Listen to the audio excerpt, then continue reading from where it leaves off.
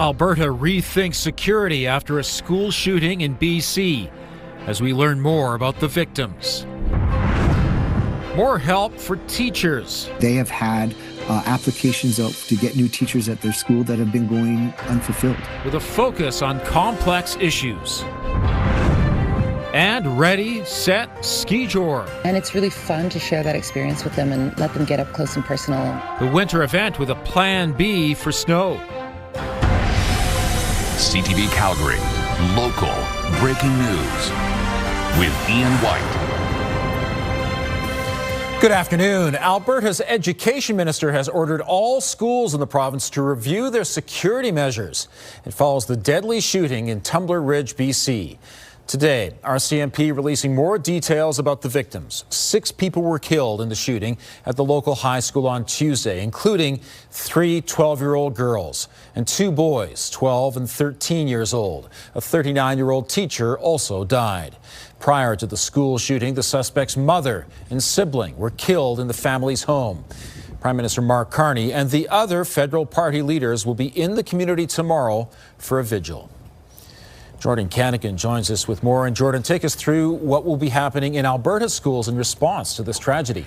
Ian, well, northern BC mourns and authorities there investigate Tuesday's tragedy. Officials in Alberta will audit safety protocols in this province. Alberta's education minister ordering all school boards to audit their own safety protocols. That includes reviewing plans for keeping doors locked, making sure safety equipment is available, and testing intercoms. It comes after RCMP in Alberta have responded to at least 4 school gun complaints and threats directed at schools in the last 2 days. They've happened in High River, Fort McMurray, Sherwood Park, and Edson. All have been unsubstantiated, but an 18-year-old man has been charged in one incident. Anxiety certainly heightened after this week's shooting in BC. I'll also be conducting an audit of provincial standards with respect to security measures to make sure that we have adequate minimum standards for our school divisions and evaluate whether those minimum standards need to be elevated or updated. Now, the Premier also says Alberta will work with school resource officers to determine if security needs to be heightened. That could mean needing codes, keys, or swipe cards to access schools. Alberta has also offered additional mental health and grief counselling support to BC if it's needed. Ian? Jordan, thanks so much. The Alberta government will provide new supports for teachers who are facing complex classrooms, but only the most complex will get the help right now. Jacqueline Wilson joins us with details. And Jackie, the province is spending an extra $143 million on its plan. Yes, it sure is, Ian. And the province has tasked school boards since November to start gathering data on classroom complexities. And what they found is that 4,500 classrooms have the highest need. But right now, only 476 classrooms will be deployed. Teacher complexity teams is what they're being called. And that's due to some budget constraints. So they will go across Alberta's to kindergarten to grade 6 schools, and they'll focus on kind of K to grade 3. Each team of those complexity teams will be 1 teacher, 2 educational assistants. So 53 teams will be in Calgary Catholic schools, with another 118 teams for public schools, with school boards in charge of that staffing. And of course, that adds up to just over 1,400 staff. And critics say that might be tough considering that staffing shortages have been an ongoing issue. Talking to principals who are saying they have had applications out to get new teachers at their school that have been going unfulfilled. They're not getting the resumes. This is part and parcel. This is part of the problem of this government. They have disrespected teachers, public education for so long that people are struggling to work in the system. Now, the data also found that the average classroom size in our province is 25, which the government says that they consider a reasonable level. And the government wasn't able to get into too much today about future funding, but budget 2026 will be released later this month, and they are saying that there will be a focus on other phases of this project. Ian? Thank you, Jackie. A driver ended up with life-threatening injuries after yesterday's crash with a school bus. Police say he was on McLeod Trail turning left when the crash happened. Several students were on the bus and one was treated at the scene for minor injuries. The driver of the bus was taken to hospital in serious condition but has since stabilized. Police are still piecing together what led up to the crash but say speed and impairment are not factors. And police say they're looking for this vehicle in connection to a Tesla being lit on fire last month. The white Kia Forte was seen leaving the scene of the arson just after 4 a.m. on January 31st on Temple Drive Northeast. Police believe 2 people were involved in the arson, and anyone with information is asked to contact police or Crime Stoppers. More than 8,000 Albertans are sharing their horror stories from visits to emergency departments as part of a new campaign from CUPE Alberta. Tyson Fedor is live at the South Health Campus. And Tyson, these stories consist of long wait times and inadequate level of care. And Ian, 25,000 Albertans have signed a petition from CUPE Alberta sharing those stories, and that petition is titled in a state of emergency in Alberta healthcare. Now, one Calgarian we did speak to, she attended the ER here back in October 3 times for severe chest pain, but nothing was done at the time. Now, Elaine Bonfield did attend South Health Campus 3 times as mentioned in the fall, but no investigation or pain management was given. Following Bonfield's hospital visit, she received a referral for a scope. It was deemed semi-urgent, but the wait time is between 5 and 10 months. Bonfield is one of thousands participating in the online campaign pushing Premier Danielle Smith to declare a state of emergency on healthcare. Now, the Premier did respond by saying every time her government uncovers a problem, she solves it, touting new family doctors and a new nurse practitioner model. There's no question more work needs to be done on the first point of access people have going into emergency room and making sure that emergency treatment beds aren't filled with patients waiting to get a bed on a higher floor.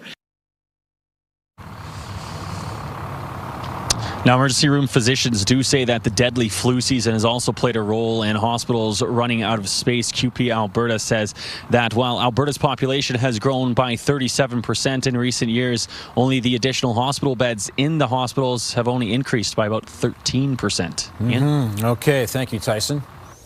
Calgary First Aid is offering free CPR workshops in February because it's Heart Month. Workshops are an introduction on how to react when faced with an emergency situation and how to take action. The owner of Calgary First Aid says he was inspired to offer free workshops after he was called into action. In the middle of January, he performed CPR on a skier at Cypress Mountain in BC until the first responders arrived. We're targeting everybody. We want everybody to take these courses. The more awareness that we can bring and teaching people not to be scared and teaching them skills to help in any of these circumstances, that until EMS gets there, you're making a huge difference in their chances of survival. The CPR sessions are 4 hours long. For more information about how to participate, head to our website, ctvnewscalgary.ca. And Danielle, the weather we've been having for the past few weeks, really pretty heartwarming. Heartwarming, delightful. Oh, and heartwarming's good considering Valentine's Day. Of course. Is coming up. Yes. I see what you're doing there, Ian. Yeah, and we're not going to be this warm for Valentine's Day, but we will stay above freezing for the rest of this week. Then not at all for next week. All right, we're sitting at 8 right now at the airport. We did get to a high of 9 today, just almost the double digits, but not quite. The sun is out when you look in this direction. We have had some cloudy periods, but it's been a stunning day today, a little on the windy side at times. Gusts up to 40 kilometers per hour, still possible for the next 2 hours before things quiet down for the night. By tomorrow morning, 3 degrees to kick off the day, and in the afternoon, a high of 7 with a mix of sun and cloud. That's your 24-hour forecast brought to you by Fifth Avenue Volkswagen, family-owned, community-driven. Discover more at Fifth Avenue Volkswagen. Thanks, Danielle. Canadians have been waiting 12 years for this. NHL stars return to the Olympics. How fans got together in the pub for a morning matchup. Also ahead, a big weekend for soccer in Calgary with even more teams taking part in an annual tournament.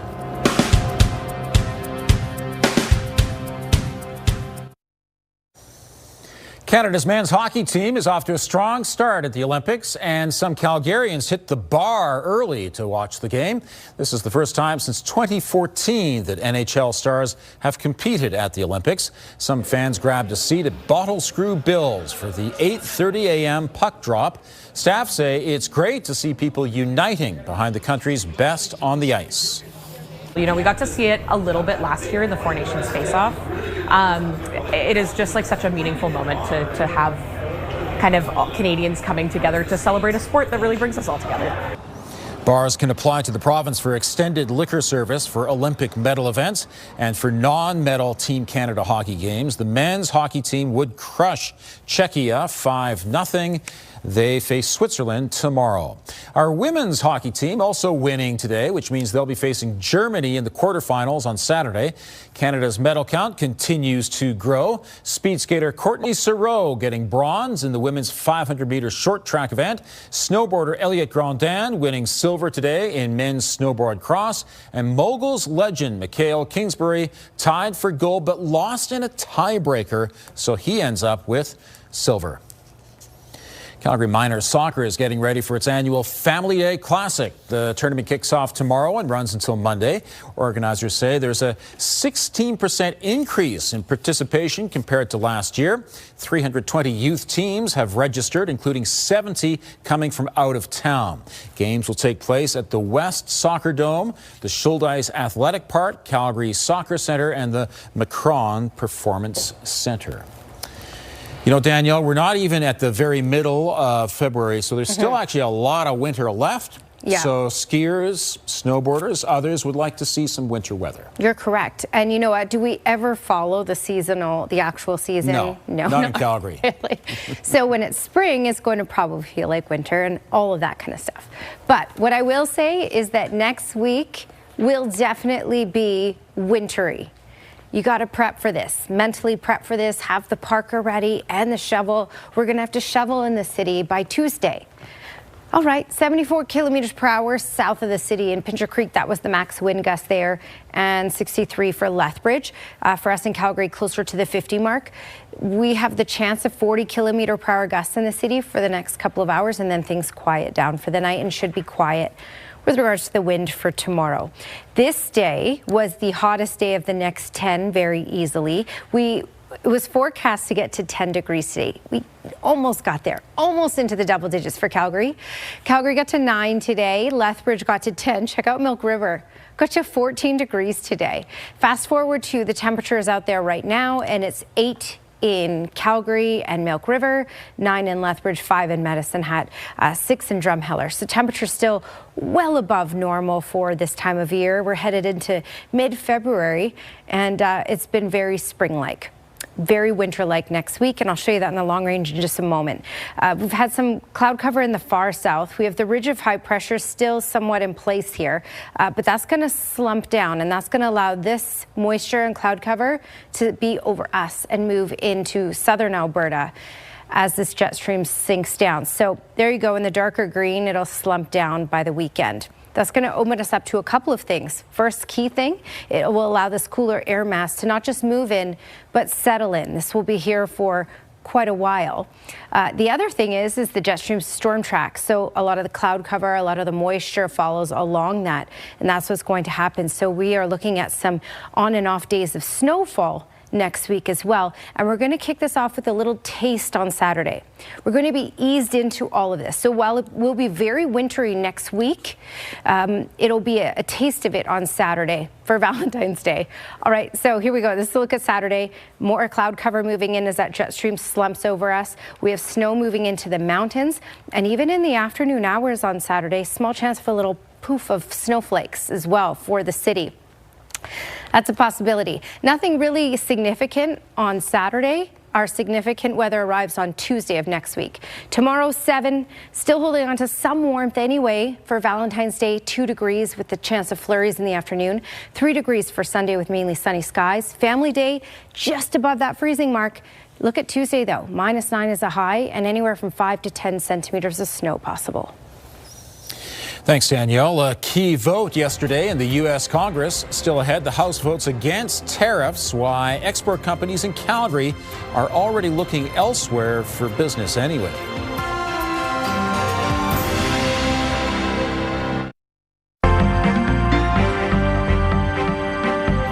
Ordering your groceries through ChatGPT, the Canadian grocery giant is giving it a try. Joining me is Liana Wachniak, investment advisor with the Popwich-Carmeli Advisory Group. And Liana, Loblaws has a new partnership with ChatGPT. That's right. And what they're going to be doing is linking their PC Express delivery service with ChatGPT. So essentially that will allow users to go in, do a search through ChatGPT or prompt it to return recipe ideas, menu inspiration, those sorts of things. And then if you've put your postal code into that, it will look for nearby Loblaws stores, give you an ingredient list selection pulled from those particular stores. And then you can actually add things to your shopping cart right there in the ChatGPT window. And when you hit checkout, it will take you over to the PC Express side to finish the transaction. So this one is actually a bit of an interesting story because this really changes the landscape for some of that on-demand and really quick delivery turnaround items that you might not otherwise think about ChatGPT or using ChatGPT for doing that. But really what ChatGPT's goal is really to be an interface for you with a lot of different areas of your life. And this is one step further toward that. It's interesting to see a Canadian grocer take this one on. So it'll be interesting to see how many people adopt this. Fascinating technology. And 2 fast food chains report sales growth. That's right. One of them being McDonald's and the other being Restaurant Brands International, which of course is the parent company of brands like Tim Hortons and Burger King. All 3 of those brands did fairly well over the last quarter. McDonald's leading that with just about 6% growth, 5.7% in the last quarter. Really both sides being driven by consumers' attention towards value meals. McDonald's and Burger King, and to some extent Tim Hortons as well, have done a decent job of offering value deals for the budget-conscious consumer, and so people are tending to go there rather than to some of the more mid-range options when they're counting their pennies for their budget. So that is something that is looking to be a good strategy for all 3 of them, at least according to the last quarter. Liana, thanks very much. Thank you. Some Alberta businesses are feeling optimistic after a majority of the U.S. House of Representatives, including 6 members of Donald Trump's Republican Party, voted against tariffs on Canada. The founder of Alberta health and beauty business, Ellie Bianca, is refreshed by a symbolic move from American lawmakers, but says she can't trust it will change anything soon. Her products face steep tariffs in the United States, and she has lost nearly 1/3 of her American sales. While many applaud the vote to end tariffs, it doesn't change plans to secure other markets. We didn't push it as quick as we could have done. And then, of course, you know, the risk of going into a country where you don't understand the culture, the language. But now, it's like we have to figure out how do we work through it. Without the 2/3 majority needed to override Trump's expected veto, the tariff policy won't change, but experts think it's still positive for Canada. The federal government has laid out what Calgary has to do to avoid losing funding as City Council mulls over repealing blanket rezoning. Canada Mortgage and Housing Corporation says any changes to zoning must not reintroduce single-family only rules and allow for at least 4 units on a lot. The city must also avoid putting barriers in place that slow down development. If the city does not agree, it will lose access to the Housing Accelerator Fund, the Canada Public Transit Fund, and the Build Canada Homes program. That adds up to $861 million a year. New supports for teachers dealing with complex classrooms. Here's Tara Nelson with a look ahead to CTV News at 6. Hi, Ian. The provincial government announcing funding today for teams to help out in the most in-need schools. The teams will include an extra teacher and 2 educational assistants. Coming up at 6, when families can expect to see those changes in Calgary Public School classrooms. Also ahead, more than 8,000 Albertans are sharing their horror stories from the emergency room. The Premier admits more work needs to be done. Coming up, the Alberta Medical Association shares some solutions. Ian. Thanks, Tara. Tommy! When you bring two quintessentially Alberta pastimes together, skiing and horses, you get Skijoring. Later this month, Skijoring is at the confluence. It would be nice if they got some fresh snow for it. Joining me from Skijoring Canada is Sam Mitchell. Wonderful to meet you. Hi, Ian. Thanks so much for having me. Now, first of all, I have to ask you, there is an organization that has raised some concerns about safety involving the horses in your sport. How do you respond to that? I am really glad that people are asking about horse welfare because that's one of our main priorities and it's one of our favorite things to talk about. And we have such great veterinarians on site. We have such great protective gear from our partner Back on Track. We have farriers on site, and all these horses are handpicked for this event. They love the crowd. They love the sport. They're sticking their nose in the crowd, kissing babies and getting cuddles. And there are a lot of people out there who don't get to spend a lot of time with horses. And as our crowds get bigger, we get more urban people. And it's really fun to share that experience with them and let them get up close and personal and see how great these animals are. We saw a few weeks ago huge crowds in Banff for the Skijoring event. It's become very popular. What's it like to see all this growing momentum behind the sport? It's fantastic. It's so much fun. I mean, we started this because we wanted to share it. And so to have people coming together and getting excited about it and cheering, and I mean, it's such a vibe. We love it. The obvious question, though, there's no snow in Calgary right now. It's coming. What are you going to do for the event? Well, we just mobilized a snowmaking operation, so we're going to bring down a snow gun and a pump, and we're going to frost the evenings at Confluence and build ourselves a big mound of snow, and I think Mother Nature's going to pitch in and help us as well. To see my extended interview with Sam Mitchell, visit ctvnewscalgary.ca. Our daytime highs will be much cooler by the weekend and a lot cooler by next week. Right now in Calgary, it's 8 degrees. Danielle has the details coming up.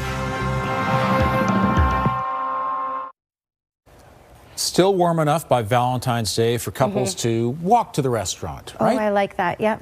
Yep. But is it cold enough that you could say it is cuddle weather? Sure. You know, close enough to that freezing mark.